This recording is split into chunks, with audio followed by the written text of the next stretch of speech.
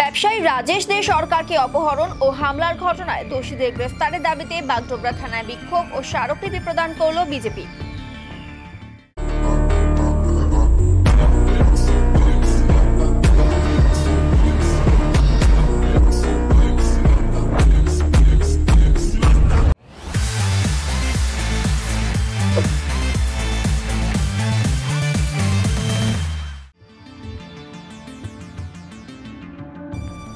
বাগডোগরার একটি পানের দোকানের সামনে থেকে একটি 4 চাকার গাড়িতে করে ব্যবসায়ী রাজেশ দে সরকারকে অপহরণ করে ধারালো অস্ত্র দিয়ে প্রাণঘাতী হামলা চালানোর পর গাড়ি থেকে ফেলে দিয়ে চম্পট দেয় দুষ্কৃতীরা। বাগডোগরা থানায় 20 জনের নামে লিখিত অভিযোগ দায়ের হলেও এখনো কেউ গ্রেফতার হয়নি। এরই প্রতিবাদে এদিন বিজেপি বিধায়ক শঙ্কর ঘোষের নেতৃত্বে বাগডোগরা থানায় বিক্ষোভ ও স্মারকলিপি প্রদান করা হয়। এই ঘটনায় নকশালবাড়ি পঞ্চায়েত সমিতির সভাপতির নাম জড়ালেও কোনো ব্যবস্থা না নেওয়ায় পুলিশের ভূমিকা নিয়ে প্রশ্ন তোলেন বিজেপি বিধায়ক।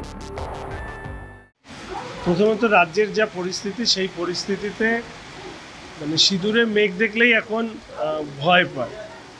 তো এখানেও একটি ঘটনা ঘটেছে যেখানে একটি অপহরণ সংক্রান্ত অভিযোগ এসছে এবং সেই অভিযোগের পরে বিশেষত যেটা চাঞ্চল্যকর সেটা হচ্ছে যে এখানকার একজন প্রভাবশালী ব্যক্তি, তার উপস্থিতি এবং তার প্রভাবের কারণে অনেকেই অভিযোগ করছেন যারা অভিযুক্ত তারা পালিয়ে থাকলেও পুলিশের ক্ষেত্রে যে সক্রিয়তা দেখানো দরকার সেই সক্রিয়তা দেখানো হচ্ছে না।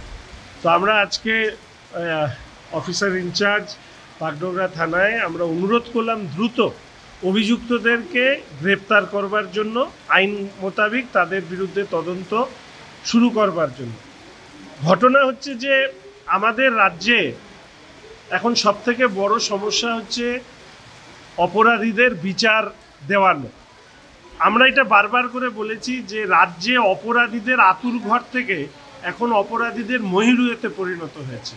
অপরাধীর আতুর ঘর যদি ভেঙে দেওয়া হয় তাহলে অপরাধীরা মহিরু আকারে পরিণত হতে পারে না। আজকে যে ছোট অপরাধ করছে সে যদি কোনো কারণে প্রশ্রয় পায় এই প্রভাবশালীদের কারণে, পরবর্তীকালে এরাই, সে জায়েন্ট হোক, সে তেজামুল হোক, সে আনারুল হোক, সে অমুক মূল হোক, এরাই কিন্তু ভবিষ্যতে তৈরি হয়। ফলে আমরা বাগডোগরা থানায় এটা অনুরোধ করতে এসেছি যে পরবর্তীকালের জায়েন্ট তেজামুল, আনারুল, আরাবুল, জসমিদ্দিন এরা যেন তৈরি না হয়। এদেরকে যদি তৈরি করা বন্ধ করতে হয় তাহলে অপরাধের শুরুতেই ধ্বংস করতে হবে। এবং আমার একটা ব্যক্তিগত কথা বলে রাখি, যারা বিভিন্ন পুলিশ সরকারি প্রশাসনে কাজ করেন তারাও এবং আমরাও একসাথে পড়াশোনা করে বড় হয়েছি। আমি রাজনীতিতে গিয়েছি, জনপ্রতিনিধি হয়েছি, ওনারা সরকারি অফিসার্স হয়েছেন, কেউ পুলিশ, কেউ আধিকারিক হয়েছেন সাধারণ প্রশাসনে।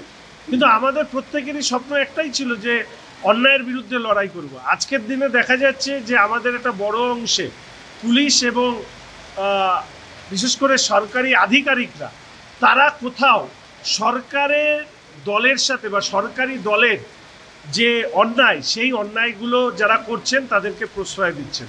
তাই আমি অনুরোধ করব পুলিশ এবং সরকারি আধিকারিকদের কাছে যে যারা সরকারি দল তাদের নেতা মন্ত্রীরা যদি কোথাও দুর্নীতির সাথে যুক্ত থাকে, অন্যায় অপরাধের সাথে যুক্ত থাকে, তাহলে তাদের বিরুদ্ধে ব্যবস্থা নেওয়ার ক্ষেত্রে যেন তাদের কলম না কাঁপে। এটা কি সম্ভব?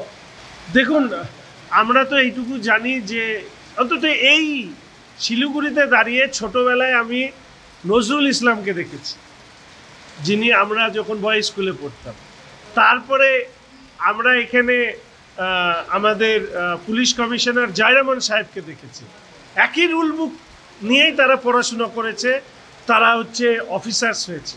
ওই সেম রুল বুক পড়া কালীঘাট থানার ওসি আজকে সারা পশ্চিমবঙ্গ চালাচ্ছে। প্রশ্নটা হচ্ছে দৃষ্টিভঙ্গি।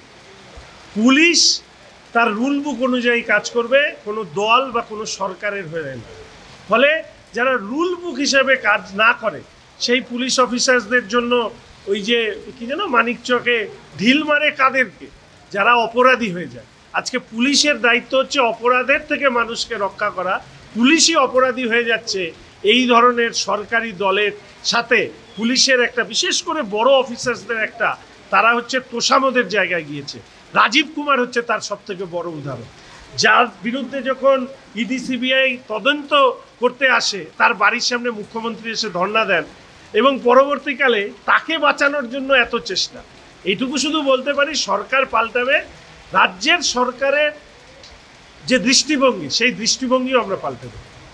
পাড়ায় পাড়ায় সে শাহজাহানদের মতো গুন্ডাদের রাজত্ব বেড়ে যাচ্ছে কেন? পুলিশ প্রশাসন জবাব চাই, জবাব দাও। পাড়ায় পাড়ায় তৃণমূল নেতা জেসিবিদের মতন লোকদের গুন্ডাগর্দি বেড়ে যাচ্ছে কেন? পুলিশ প্রশাসন জবাব চাই, জবাব দাও। পাড়ায় পাড়ায় জয়ন্ত সিং এর মতো তৃণমূল কর্মীদের আতঙ্ক বেড়ে যাচ্ছে কেন? পুলিশ প্রশাসন জবাব চাই, জবাব দাও। পাট্যগ্রাতে কেন আইন শৃঙ্খলা বারংবার ভেঙে পড়ছে? পুলিশ প্রশাসন জবাব চাই, জবাব দাও।